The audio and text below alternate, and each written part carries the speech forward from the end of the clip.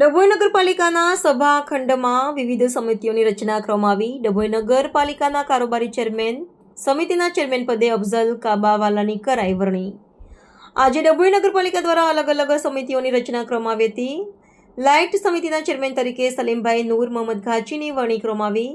14-15મું નાણાં પંચના ચેરમેન પદે શીતલબેન પટેલની કરાઈ વરણી. વારીગૃહ ચેરમેન પદે મંજૂર સલાટની કરાઈ વરણી. ડ્રેનેજ સમિતિના ચેરમેન પદે ઇમરાનાબેન સલાટની કરાઈ વરણી.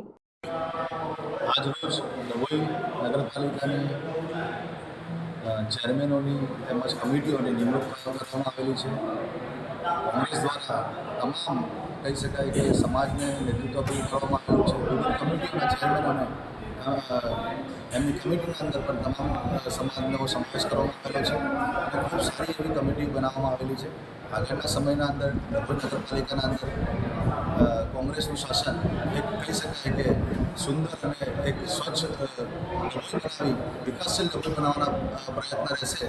અને જે રીતે ડભોઈની પ્રજાએ અમારા કોંગ્રેસના સભ્યોને ચૂંટી લાવીને અહીંયા શાસન આપેલું છે, એટલે અમે ડભોઈના નગરજનોને વિશ્વાસ આપવા માંગીએ છીએ કે અમારા તમામ કમિટીના ચેરમેનો, પ્રમુખ અને અમારી કમિટી અમારું શાસન એક સારું અને એક સુંદર ડભોઈ બનાવીને આપશે.